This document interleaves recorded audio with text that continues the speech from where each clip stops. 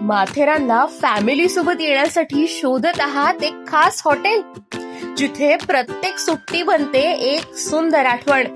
Matheran railway station पासून अवघ्या 7 मिनिटांच्या अंतरावर निसर्गाच्या सान्निध्यात वसलेलं सेसिल हॉटेल माथेरान. फॅमिलीसाठी प्रशस्त एसी रूम्स, शांत आणि आरामदायी प्रायव्हेट विलाज, मुलांसाठी खेळण्यांची खास व्यवस्था आणि आनंददायी स्विमिंग पूल, तसंच स्वादिष्ट शुद्ध शाकाहारी भोजनासाठी प्रशस्त डायनिंग हॉल. आराम, आनंद आणि आपल्या माणसांसोबत घालवलेले खास क्षण हे सगळं अनुभवण्यासाठी भेट द्या सेसिल हॉटेल माथेरान. बुकिंगसाठी स्क्रीनवर दिसणाऱ्या नंबरवर आत्ताच कॉल करा आणि तुमचा फॅमिली मुक्काम निश्चित करा.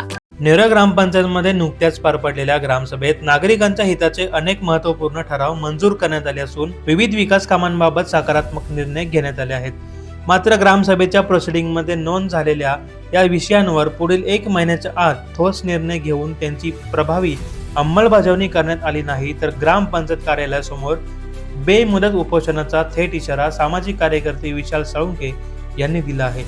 तसेच ग्रामसभेत मंजूर झालेल्या ठरावांची अंमलबजावणी करण्यात प्रशासन अपयशी ठरल्यास प्रशासक आणि ग्रामसेवक यांनी आपल्या पदाचा नैतिक जबाबदारी स्वीकारत राजीनामा द्यावा, अशीही ठाम मागणी त्यांनी केली आहे. ग्रामसभेत घेण्यात आलेले निर्णय केवळ कागदावरच न राहता त्यांची तातडीने आणि प्रभावी अंमलबजावणी होऊन नागरिकांना त्याचा प्रत्यक्ष लाभ मिळावा, अशी अपेक्षाही त्यांनी व्यक्त केली आहे. नमस्कार, मी विशाल साळुंके. आज न्यूजवर येण्याचा विषय असं की नुकताच पार पडलेला आपली जी ग्रामसभा आहे त्यामध्ये विषय घेतले, प्रोसिडिंगवर विषय घेतलेले, त्या विषया अनुषंगाने मी आज तुमच्याशी हितगुज करण्यासाठी आलोय व इशारा देण्यासाठी आलोय असं समजलं तरी काय हरकत नाही. ही जी प्रोसिडिंग आहे पत्रकारांना देतोय, 5 पानाची प्रोसिडिंग आहे. ही 5 पानाची प्रोसिडिंग जवळजवळ सगळे विषय जे आहेत हे मोलाचे विषय आहेत आणि सर्व नागरिकांना या गरजा म्हणा किंवा हे जे झालेले अनधिकृत बांधकाम असो किंवा काही असो यामध्ये यावर सर्व चर्चा झाल्यात. पण हे जे 2 अधिकारी बसले तिथेशी यांना एकही प्रश्नाची उत्तरं नाही आहेत. याच्यावर प्रश्नाची उत्तरं नाही आहेत. इवन 3 प्रश्न झालेत. अख्खी ग्रामसभा या 3-4 प्रश्नांवर चालली फक्त. बाकी नागरिक तर कंटाळून गेले, अक्षरशः कंटाळून गेले.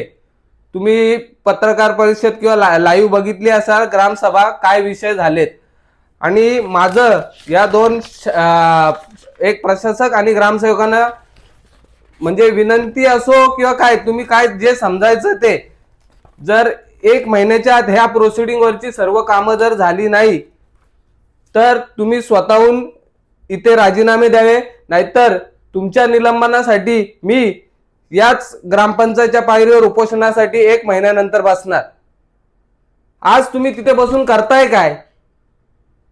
2च अधिकारी आहात, तुम्हाला कर्मचारी काय करतात माहित नाही. एक ग्रामसेवक आहेत, तुम्ही 12-12 वाजता येता, तुम्ही फोन नाही उचलत आमचे. कोणा नागरिकांचे, सामान्य नागरिक करणार काय?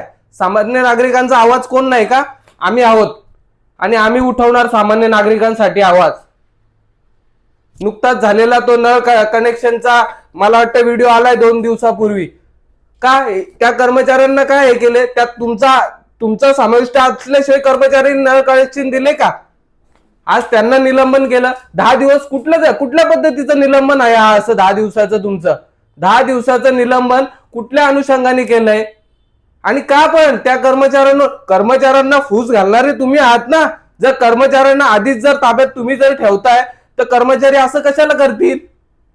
त्यापेक्षा तुम्ही राजीनामे द्या. हे जर करण्याची, आणि आज 10 दिवसाच्या राजीनाम्याने तसं काही होणार नाही. आमचं काही कुठल्या कर्मचाऱ्याचे आहे ना. पण जर तुम्ही जर तिथे अधिकारीच बसणारे काय, त्या जर तिथं बसणाऱ्या अधिकाऱ्यांचा जर जाब नाहीये कर्मचाऱ्यावर तर कर्मचारी कसे काम करणार?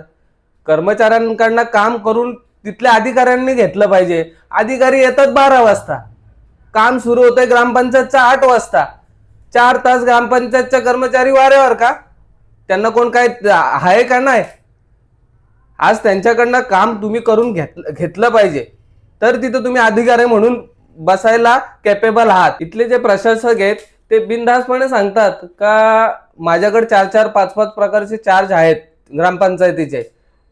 जर तसं असेल तर मला प्रशासनाला विचारायचं आहे किंवा प्रशासनाला विनंती करायची आहे.